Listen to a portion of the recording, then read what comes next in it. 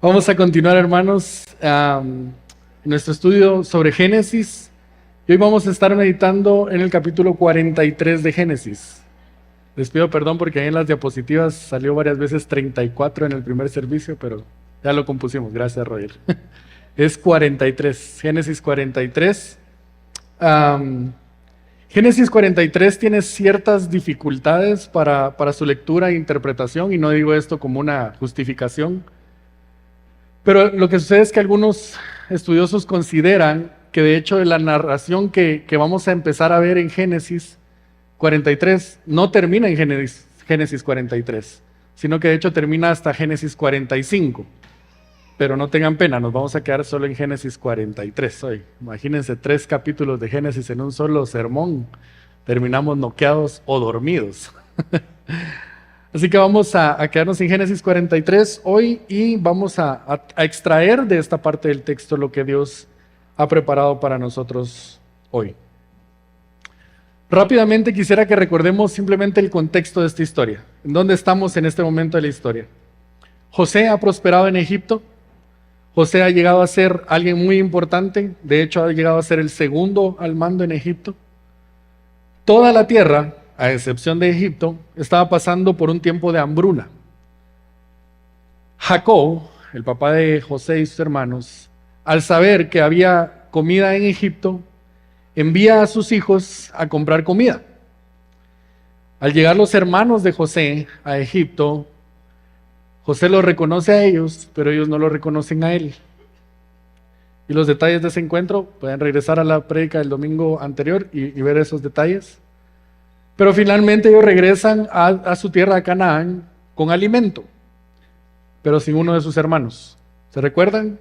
Simeón había quedado detenido por José, y además José les había dicho que si ellos querían comprar más comida, pues que la próxima vez iban a tener que traer a su hermano menor, a Benjamín. A grandes rasgos, esto es lo que está sucediendo en estos momentos de la historia, así que con esto en mente vamos a entrar ahora sí a nuestro pasaje. Génesis 43, y vamos a leer los primeros 2 versículos. Dice la palabra del Señor: el hambre iba agravándose en la tierra, y cuando acabaron de comer el grano que habían traído de Egipto, su padre les dijo: vuelvan allá y cómprennos un poco de alimento. Pausa rápidamente acá. La situación de hambre que estaban pasando Jacob y sus hijos era extrema. Realmente era una situación casi de supervivencia o de sobrevivencia, no sé cuál es la adecuada. El versículo 2 dice que lo único que ellos tenían para comer era el grano que habían traído la vez anterior de Egipto. Era una situación bastante difícil. Y de entrada en estos primeros 2 versículos tenemos un mensaje que considero que es relevante para nosotros hoy en día. Recordemos de quién estamos hablando: de los hermanos de José y de Jacob. Jacob, llamado uno de los patriarcas. Y aunque pudiera parecer muy increíble para nosotros, aún los patriarcas sufrieron tiempos difíciles en su vida. A pesar de muchos de ellos ser nombrados patriarcas por su ejemplo de fe y obediencia, ellos también sufrieron situaciones difíciles en la vida. Así que de entradita esto debería ser un mensaje para nosotros hoy. Porque como cristianos, hermanos, tú y yo no estamos exentos de situaciones difíciles en nuestra vida.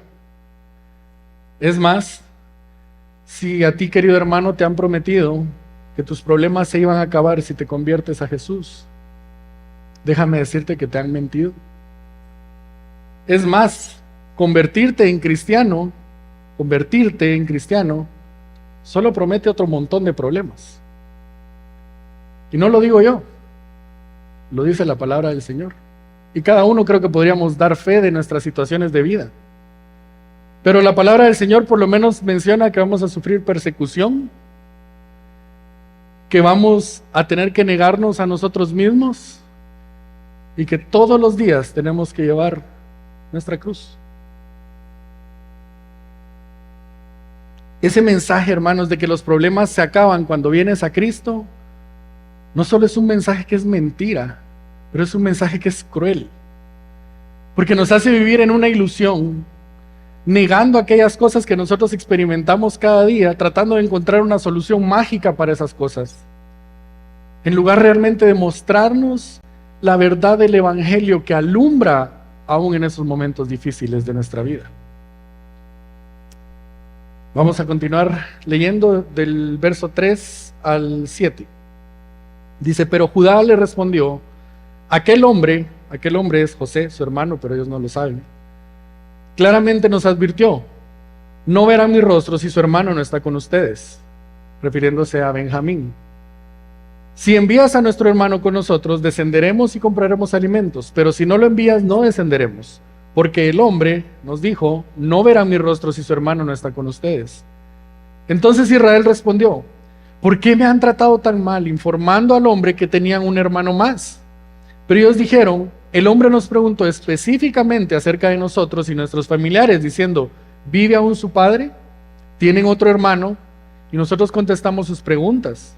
¿Acaso podríamos nosotros saber que él diría, traigan a su hermano? Tenemos que saber que esta no es la primera vez que sus hijos habían tenido esta conversación con Jacob. Él ya había escuchado de parte de sus hijos que si querían regresar a comprar comida de Egipto, Benjamín tendría que ir. Eso lo vimos en el capítulo anterior. Jacob realmente lo que estaba tratando de hacer, hermanos, era trazar esta decisión. Él no tenía que tomar la decisión de enviar a Benjamín con sus otros hermanos. Pero ahora Judá, que es otro hijo, toma el liderazgo y le pide a su padre que deje ir a Benjamín con ellos. Ahora, esta condición de parte de José, la condición de que tenía que ir su hermano menor, realmente podría parecer sin sentido. Pero recordemos que para José, Benjamín era su único hermano de padre y madre. Benjamín fue el hijo de Jacob y Raquel, el segundo hijo de Jacob y Raquel. El primero fue José. Así que realmente no es tan raro que José haya pedido esa condición. Él quería saber si su hermano y su padre estaban bien. Nuevamente, si vemos este pasaje aislado, del lado de Jacob pareciera que su reacción es un poco exagerada. ¿Cuál es el lío? Solo tenía que dejar que Benjamín fuera con sus hermanos.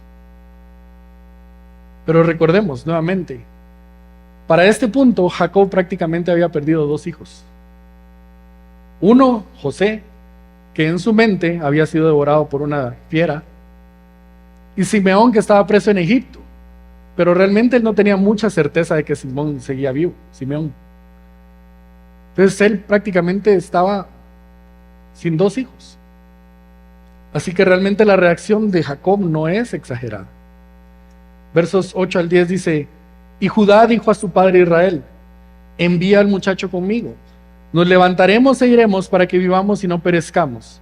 Tanto nosotros como tú y nuestros pequeños, yo me haré responsable de él, de mi mano lo demandarás, si yo no te lo vuelvo a traer y lo pongo delante de ti, que lleve yo la culpa para siempre delante de ti. Porque si no hubiéramos perdido tiempo, sin duda ya hubiéramos regresado por segunda vez. Judá nuevamente toma el liderazgo de esta conversación e insiste a su padre, pero ahora realmente lo pone en una situación complicada para Jacob.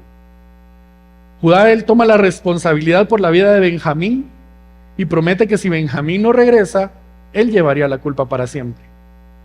Pero no solo esto, Judá también le hace ver a Jacob que la decisión que Jacob no quería tomar realmente afectaría a sus familias, a sus hijos y a él mismo.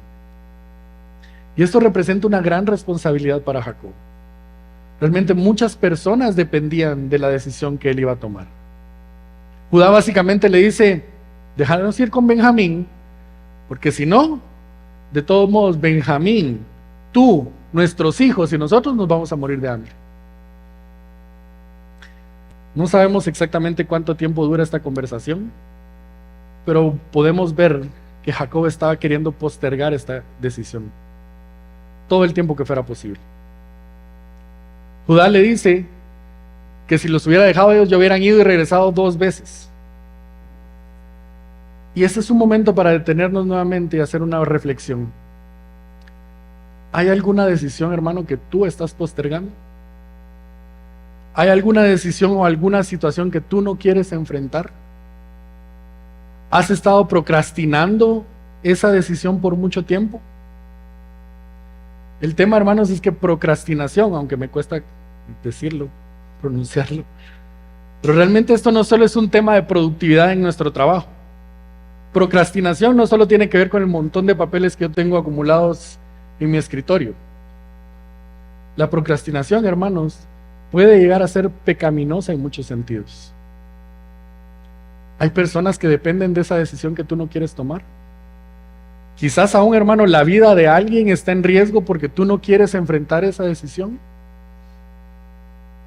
Ahora, yo no estoy diciendo, hermanos, salgan de aquí y vayan a solucionar todo lo que tienen pendiente en su vida. Imposible. Pero quizás si hayan algunas decisiones que tú has postergado y aún quizás decisiones que están afectando tu vida, tu familia, tu prójimo, tu salud. Y si esa es tu situación, hermano, el día de hoy, yo te animo a que hagas 3 cosas. Ora, ora, ora, ora, ora. Pide consejo. Pide consejo todas las veces que consideres necesario. Vuelve a orar. Vuelve a pedir consejo. Pero tercero, toma esa decisión.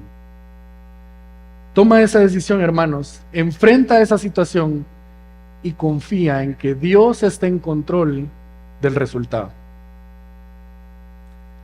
En cierto sentido, nosotros como cristianos tenemos que vivir en este sentido de urgencia. No estoy diciendo que tenemos que vivir afanados, estresados, pero hermanos, tú y yo hemos sido enviados a una misión urgente. Hoy mismo hay personas que necesitan escuchar este mensaje. Hoy mismo hay personas que necesitan que tú decidas compartir el evangelio con ellos. Así que como cristianos, querramos o no, vivimos en urgencia. Jacob necesitaba tomar esa decisión. Y aunque realmente tenía razones para postergar esa decisión, no era fácil para él decidir enviar a su hijo. Finalmente, pues decide hacerlo y envía a sus hijos a Egipto. Versos 11 al 14 dice: entonces su padre Israel les dijo: si así tiene que ser, hagan esto. Tomen de los mejores productos de la tierra de sus vasijas y lleven a aquel hombre como presente un poco de bálsamo y un poco de miel, resina aromática y mirra, nueces y almendras. Y tomen doble cantidad de dinero en su mano y lleven de nuevo en su mano el dinero que fue devuelto en la boca de los costales. Tal vez fue un error. Tomen también a su hermano, levántense y vuelvan a aquel hombre. Y escuchen lo que dice Jacob: que el Dios Todopoderoso les conceda misericordia ante aquel hombre, para que ponga en libertad a su otro hermano y a Benjamín. En cuanto a mí, si he de ser privado de mis hijos, que así sea. Lo primero que podemos ver es que realmente parece que Jacob ya había leído Proverbios, porque él sabía que con regalos se llega delante del rey. Eso lo dice Proverbios. Jacob era inteligente y él sabía que esos regalos abrirían las puertas delante del Señor de Egipto. También pues él acepta que lleven a Benjamín. Pero antes de que ellos salgan hacia Egipto, Jacob expresa estas palabras que reflejan realmente la confianza que él tenía en el plan de Dios. Jacob confiaba que el resultado de esta situación estaba en control de Dios. Que si sus hijos, que si Simeón era liberado, eso iba a suceder solo por la misericordia de Dios. Pero que aún si el resultado de esta decisión era que él se iba a quedar sin hijos, él confiaba en la misericordia de Dios. Jacob sabía que Dios estaba en control.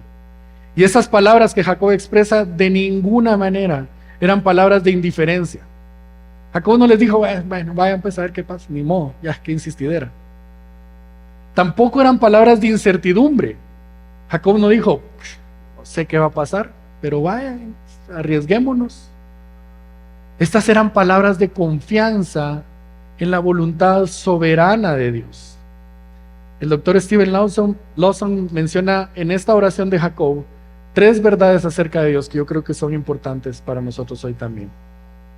En primer lugar, Dios Todopoderoso. El título que Jacob usa para referirse a Dios en esta frase es El Shaddai. Ese título se refiere a Dios como Dios omnipotente, como Dios todopoderoso. Jacob sabía que Dios podía hacer que sus hijos fueran liberados. Él es el Dios fuerte, Él es el Dios todopoderoso. Él está en control. Número 2, Dios es misericordioso. Jacob no solo ve a Dios como todopoderoso, pero sabe que Dios usa ese poder de forma misericordiosa para el bien de aquellos que le aman. Pero número 3, y esto es bien importante, para Jacob, Dios es Dios soberano, todopoderoso, Dios misericordioso, pero Dios es un Dios presente. El Shaddai, el título que Jacob usa para referirse a Dios, se traduce en su original como el Dios de la montaña, el Dios del cielo, el que está ahí arriba. Pero para Jacob, ese Dios todopoderoso y todo misericordioso estaba presente en su tribulación. En medio de esta dura decisión, Dios estaba presente con él. La decisión que Jacob y sus hijos tomaron, hermanos, fue difícil. Ellos estaban en una situación muy particular. Y es que cualquier decisión que tomaran era riesgosa. Aún no tomar ninguna decisión era riesgoso.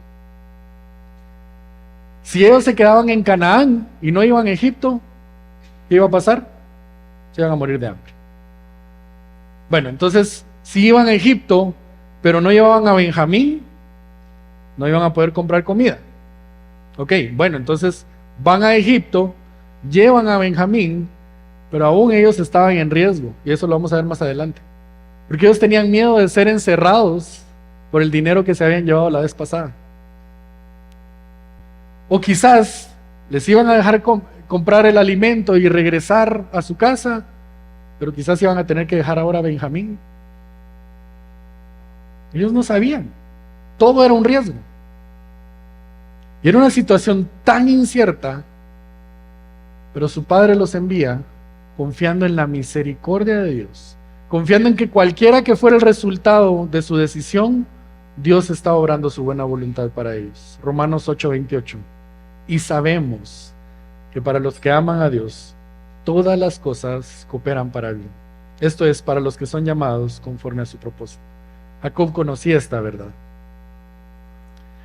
Para la siguiente parte de nuestro pasaje, los versículos 16 al 34, los voy a leer de corrido y después vamos a hacer la meditación. Así que les pido que pongan atención, que me sigan la lectura con su vista, por favor.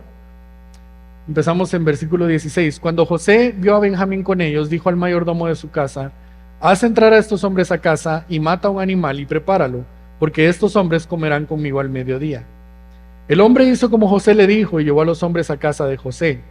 Ellos tenían miedo porque eran llevados a casa de José y dijeron: por causa del dinero que fue devuelto en nuestros costales la primera vez, hemos sido traídos aquí, para tener pretexto contra nosotros y caer sobre nosotros y tomarnos por esclavos con nuestros asnos. Entonces se acercaron al mayordomo de la casa de José y le hablaron a la entrada de la casa y dijeron: oh señor mío, ciertamente descendimos la primera vez para comprar alimentos, y cuando llegamos a la posada abrimos nuestros costales y el dinero de cada uno estaba en la boca de su costal, todo nuestro dinero. Así que lo hemos vuelto a traer en nuestra mano. También hemos traído otro dinero en nuestra mano para comprar alimentos. No sabemos quién puso nuestro dinero en nuestros costales. Pongan atención a las palabras del mayordomo egipcio. Dice: no se preocupen, no teman. El Dios de ustedes y el Dios de su padre les ha dado ese tesoro en sus costales. Yo haré constar que recibí el dinero de ustedes. Entonces le sacó a Simeón. Después el hombre los llevó a los hombres a casa de José y les dio agua. Se lavaron los pies. También dio forraje a sus asnos. Entonces prepararon el presente para la venida de José al mediodía, pues habían oído que iban a comer allí. Cuando José regresó a su casa, ellos le trajeron a la casa el presente que traían en su mano y se postraron ante él en tierra. Entonces él les preguntó cómo se encontraban y añadió: ¿cómo está su anciano padre de quien me habían hablado? ¿Vive todavía? Su siervo nuestro padre está bien, todavía vive, contestaron. Y ellos se inclinaron en reverencia. Al alzar José sus ojos y ver a su hermano Benjamín, hijo de su madre, les preguntó: ¿es este su hermano menor de quien me hablaron? Y dijo: Dios te imparta su favor, hijo mío. José se apresuró a salir, pues se sintió profundamente conmovido a causa de su hermano y buscó donde llorar. Entró a su aposento y lloró ahí. Después se lavó la cara y salió, y controlándose dijo: sirvan la comida. Le sirvieron a José en un lado, a los hermanos en otro lado, y a los egipcios que comían con él también le sirvieron aparte, porque los egipcios no podían comer con los hebreos, pues esto es abominación para los egipcios. Lo sentaron delante de él, el primogénito conforme a su derecho de primogenitura, y el más joven conforme a su edad. Ellos se miraban unos a otros con asombro. Él les llevó porciones de su propia mesa, pero la porción de Benjamín era 5 veces mayor que la de cualquiera de ellos. Bebieron pues y se alegraron con él. Ok, esta parte de la historia podemos verla desde 2 perspectivas. Tomaron aire, ¿verdad? Yo voy a tomar un poquito de café. La primera perspectiva, los hermanos. Los hermanos de José llegan a Egipto llenos de miedo, ¿sí? Miedo de que los iban a tomar como esclavos por el dinero que se habían llevado la primera vez. Y con eso en mente, ellos están experimentando todo esto que está sucediendo. Ellos no saben por qué lo reciben de esa forma. Los llevan a la casa del primer ministro de Egipto, les preparan comida, les dan agua, lavan sus pies, les dan de comer a sus asnos. José mismo, para ellos el primer ministro, les sirve la comida. Y a Benjamín, que era el menor, le sirve una porción 5 veces más grande. Cualquiera que ve solo este pedacito de la escena podría decir: ¡guala, qué dichosos! ¡Qué experiencia tan bonita! Te llevaron al palacio, te sirvieron comida. Eso no era lo que atravesaba la mente de ellos. Ellos tenían miedo. Ellos pensaban que todo esto era un complot, una actuación para acusarlos de ser espías y tomarlos como esclavos. Imagínense la confusión que estaba en la mente de los hermanos de José. Pero la otra perspectiva es la perspectiva de José. Y creo que para muchos de nosotros, a este punto de la historia, hubiéramos querido que esta fuera la historia de la venganza de José. 5 capítulos antes, estos hermanos habían vendido a José. No solo lo habían vendido, sino que habían hecho creer a su padre que había muerto, que una fiera lo había matado. Y cualquiera podría pensar: bueno, este es el momento de la venganza. Este es el momento que José puede vengarse de todo lo que sus hermanos le hicieron. Y hagamos un pequeño paréntesis nada más. Y regresemos a Génesis 37. Porque en la escena, cuando sus hermanos venden a José, y en la escena cuando los hermanos llegan a Egipto, hay algunos elementos que me parecen por lo menos interesantes. Así que los vamos a ver. Cuando sus hermanos venden a José, a los mercaderes, hay 4 elementos a los que quiero llamar su atención. En primer lugar, los hermanos de José estaban comiendo. Había comida. Los mercaderes, los ismaelitas que compraron a José, traían resina aromática, bálsamo y mirra. Esos elementos eran los que ellos vendían. Ellos compraron a José con dinero, una transacción de dinero. Y José pues es vendido como esclavo. Regresemos a nuestro pasaje y veamos estas coincidencias al menos. ¿Cómo recibe José a sus hermanos? Con comida. Entre los elementos que ellos traían como regalos para José, había, entre otras cosas, resina aromática, bálsamo y mirra. Ahora los hermanos de José traían dinero para comprar sus alimentos.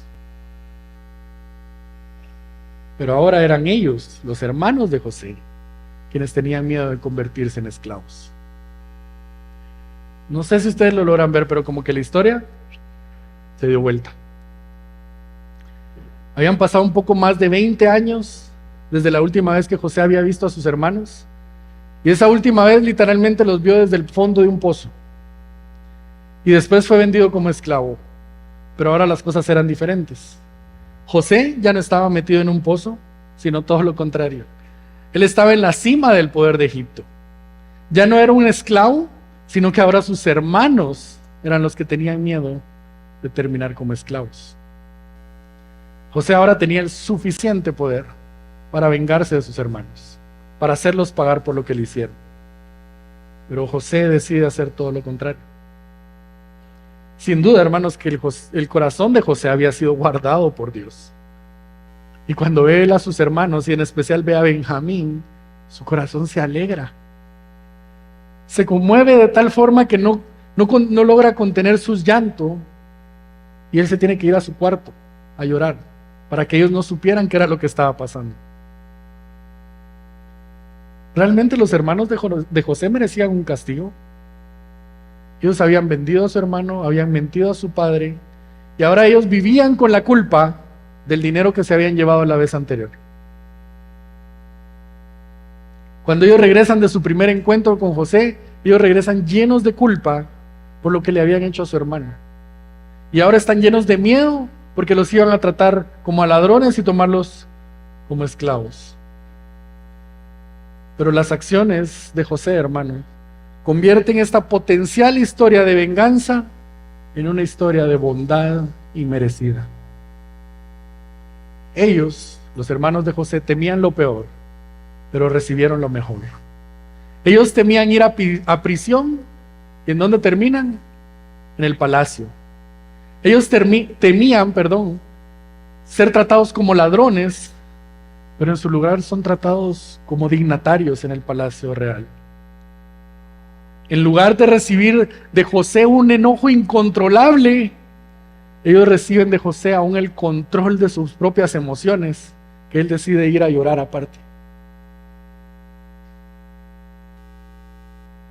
Ellos no recibieron lo que merecían, sino que recibieron lo que no merecían.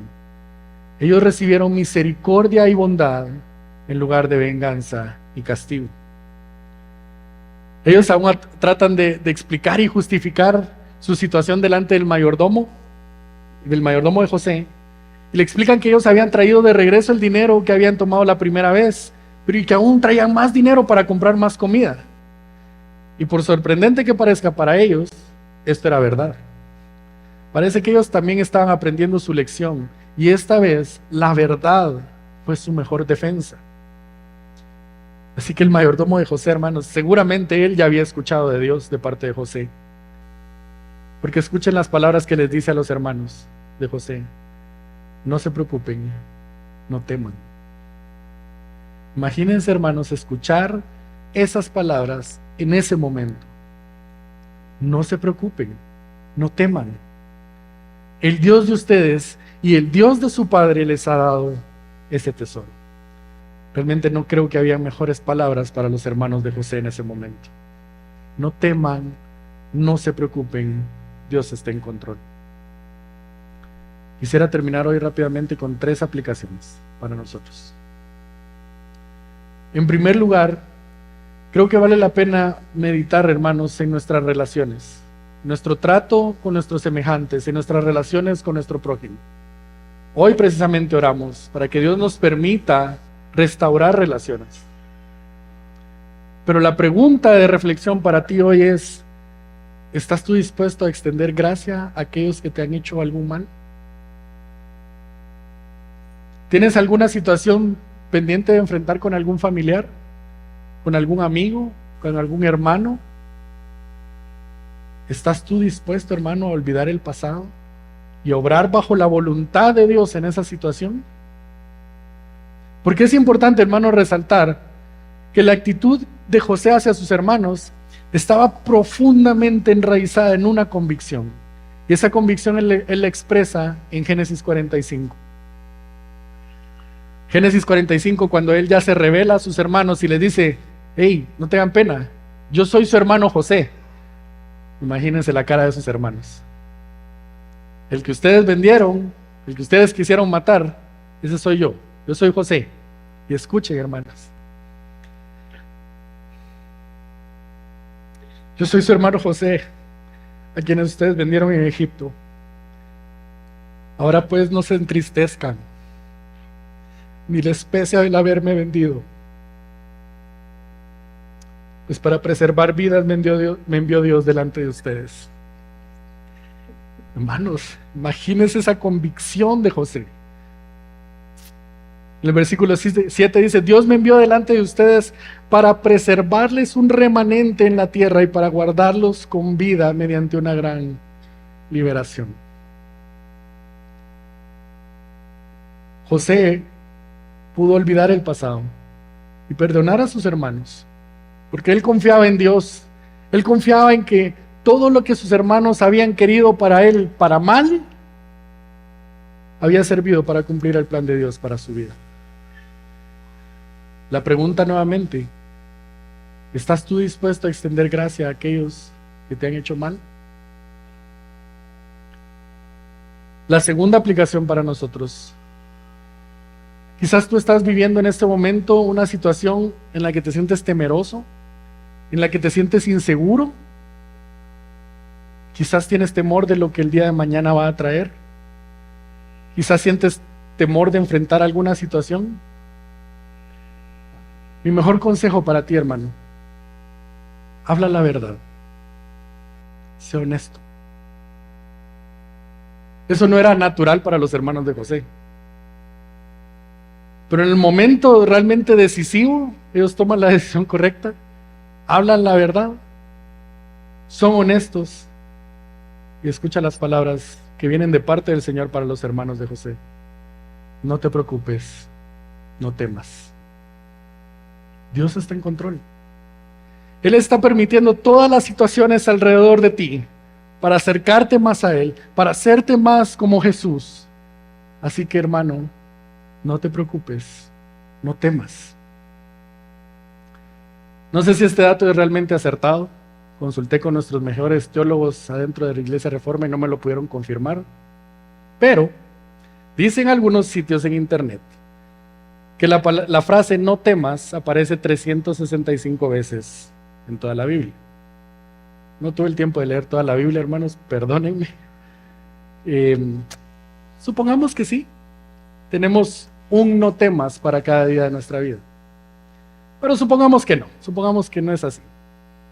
Lo que sí podemos hacer el día de hoy, lo que sí podemos confirmar es lo que la palabra de Dios dice textualmente. Isaías 41:10 dice: no temas, porque yo estoy contigo. No te desalientes, porque yo soy tu Dios, te fortaleceré, ciertamente te ayudaré, sí, te sostendré con la diestra de mi justicia. Mateo 10:29-31. ¿No se venden 2 pajarillos por una monedita? Y sin embargo, ni uno de ellos caerá a tierra sin permitirlo el Padre. Y hasta los cabellos de la cabeza de ustedes están todos contados. Así que, no teman. Ustedes valen más que muchos pajarillos. Juan 14:27. La paz les dejo, mi paz les doy. No se la doy a ustedes como el mundo la da. No se turbe su corazón, ni tenga miedo. Hermanos, no se preocupen, no tengan miedo. Y la tercera aplicación para nosotros, ya para finalizar, quisiera hacerle una pregunta a ustedes. Hace unos momentos yo dije una frase: ellos no recibieron lo que merecían, sino que recibieron lo que no merecían. Ellos recibieron misericordia y bondad en lugar de venganza y castigo. La pregunta y la reflexión para ti y para mí hoy es: ¿eres tú capaz de tomar esta frase y en lugar de que diga ellos, que diga yo? Yo no recibí lo que merecía, sino que recibí lo que no merecía. Yo recibí misericordia y bondad en lugar de venganza y castigo. Y no solo es cambiar palabras en una frase, hermano. ¿Crees tú realmente que esta es la verdad de tu vida? ¿Crees tú realmente que esto es lo que Dios hizo contigo? La bondad y misericordia que José extiende a sus hermanos solo es una sombra, hermanos, de la bondad y misericordia que tú y yo hemos recibido a través de Cristo Jesús en la cruz del Calvario. Tú y yo merecíamos el castigo eterno, pero Él nos dio vida eterna. Tú y yo éramos sus enemigos, pero ahora Él nos llama sus amigos. Tú y yo no hemos recibido lo que merecíamos, porque Él, en la cruz, recibió el castigo por nosotros. Los hermanos de José estaban asombrados, ellos no sabían qué estaba pasando. Estaban sentados en la mesa del primer ministro. Ellos pensaban que irían a la cárcel, pero ahora estaban sentados en la mesa dentro del Palacio Real. ¿Y sabes qué, hermano? Tú y yo también hemos sido invitados a un banquete. Y se nos ha dado un lugar en la mesa, pero no en la mesa del rey de Egipto, la mesa del Rey de Reyes y Señor de Señores.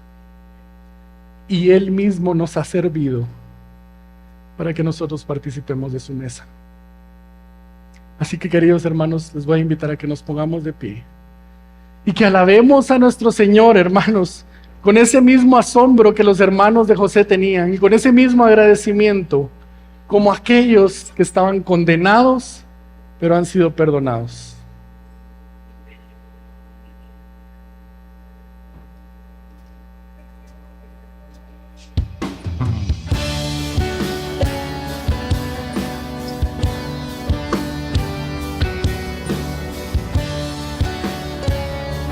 Confesemos que en nuestra vida Dios ha sido bueno. Te amo, Dios. Tu amor nunca me falla.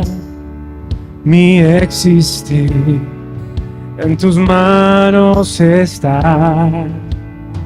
Desde el momento en que despierto hasta el anochecer, mi vida está en la bondad de Dios. En mi vida ha sido bueno. En mi vida ha sido tan bien. Con mi ser, con cada aliento, yo cantaré de la bondad de Dios.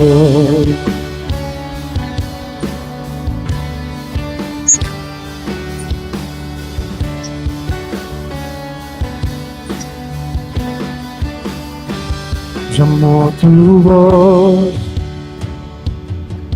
me has guiado por el fuego, tú cerca estás en la oscuridad. Te conozco como padre y como amigo fiel. Mi vida está en la bondad de Dios. En mi vida ha sido bueno, ha sido fiel, Señor. En mi vida ha sido tan bien. Cada aliento yo cantaré de la bondad de Dios.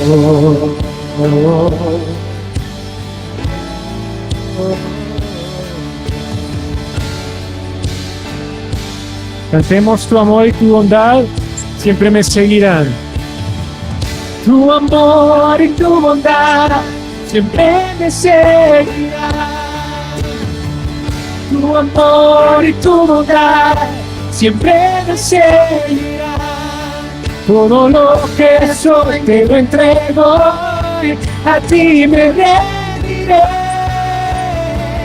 Tu amor y tu bondad siempre me seguirán. Tu amor y tu bondad siempre me seguirán. Siempre me seguirá. Todo lo que soy te lo entrego, a ti me rendiré. Tu amor y tu bondad siempre me seguirá.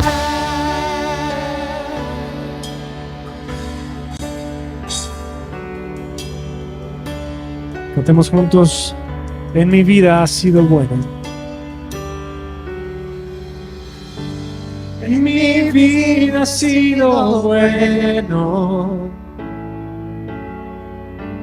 En mi vida ha sido tan tan fiel,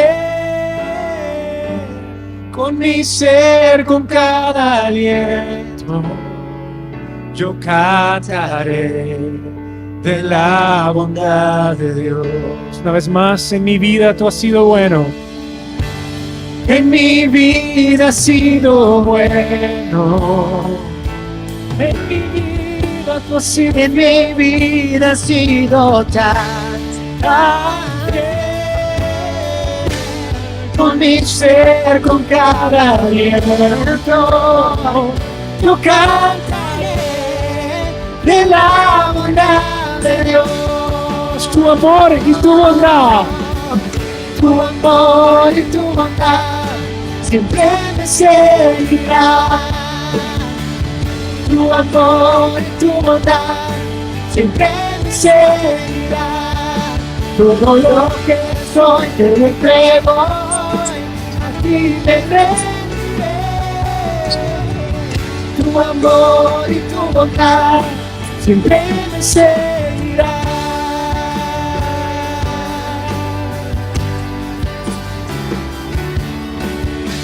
Tú has sido bueno, tú has sido fiel.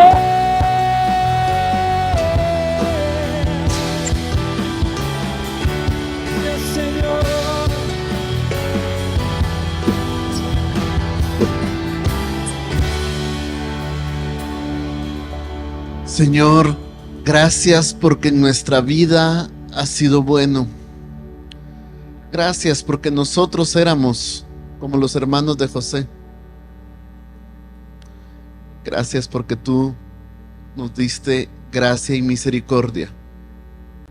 Gracias porque éramos enemigos tuyos, Padre, y tú nos has hecho tus amigos. Nos has invitado a tu mesa. No lo merecemos, Padre. Hemos recibido lo que no merecíamos y no hemos recibido lo que sí merecíamos. Eso lo recibiste tú en la cruz del Calvario. Gracias por tanto amor. Queremos vivir en consecuencia a ese evangelio, Padre. Queremos extender la misma gracia y misericordia. Danos tú la sabiduría y la fuerza para hacerlo. Gracias, Señor. En nombre de Jesús. Amén. Bien, hermanos, pueden sentarse. Vamos a seguir en esa misma actitud de adoración, pero ahora para poder darle ofrenda al Señor. Servidores, pueden pasar, por favor. Recordemos que cuando le damos a Dios de nuestras ofrendas, no le damos pensando en torcer el brazo para que Él nos pueda duplicar, triplicar, sino más bien lo hacemos en dependencia de Cristo, porque reconocemos que cuando lo tenemos a Él no nos falta nada. Quedamos porque en Jesús ya hemos recibido todo. Si es la primera vez que ustedes nos visitan, por favor no se sientan comprometidos a dar. Los invitamos a que puedan visitar nuestra página web para suscribirse al boletín semanal, donde ustedes pueden recibir información de nuestras actividades. Y si alguien va a ofrendar con cheque, por favor hacerlo a nombre de Iglesia Reforma. Y pues bien, como cada domingo lo hacemos, hoy hemos cantado el Evangelio, hemos confesado el Evangelio, hemos recordado el Evangelio en su palabra, hemos orado el Evangelio. Y ahora saldremos comisionados reconociendo que ahora debemos vivir las implicaciones de ese evangelio para la gloria de Dios. Allá afuera, fuera de estas cuatro paredes, que nuestra adoración ocurre 24/7. En todo momento debemos buscar darle esa gloria a Dios. Y vamos a leer un versículo para poder ser comisionados. Les invito a que podamos leer 2 de Corintios capítulo 5 versículos 17 al 19. Si gustan pueden ponerse en pie y leamos lo que dice el texto. Por lo tanto, si alguno está en Cristo, es una nueva creación. Lo viejo ha pasado, ha llegado lo nuevo. Todo esto proviene de Dios, quien por medio de Cristo nos reconcilió consigo mismo y nos dio el ministerio de la reconciliación. Esto es, que en Cristo Dios estaba reconciliando al mundo consigo mismo, no tomándole en cuenta sus pecados y encargándonos a nosotros el mensaje de la reconciliación. Oremos, hermanos. Padre Santo, Padre bueno, gracias por este mensaje de reconciliación. Gracias porque hoy hemos estudiado tu palabra y nos invita nuevamente a reflexionar en esta reconciliación que tú nos has regalado. Señor, hoy queremos llevar ese mensaje de reconciliación fuera de esta bodega. Padre, te pedimos que tú nos permitas el poder tener oportunidades para compartir este mensaje, pero también para vivirlo, para poder reconciliarnos con otros cuando haga falta, para que podamos modelar tu evangelio en nuestras relaciones diarias. Padre Santo, también te pedimos que el día de hoy tú puedas llevarnos a cada uno de nosotros con paz y bien a cada uno de nuestros hogares. Gracias, Señor, por la oportunidad que tenemos de seguirte sirviendo semana a semana. Todo esto lo oramos en el nombre de tu Hijo amado, Jesucristo. Amén y amén. Amén, hermanos. Antes de que nos vayamos, solo recordarles que en julio 14 estaremos celebrando nuestro 9º aniversario. Tendremos un solo servicio en el Centro de Convenciones de Tikal Futura a las 11 de la mañana. Muchas gracias, hermanos. Estamos despedidos.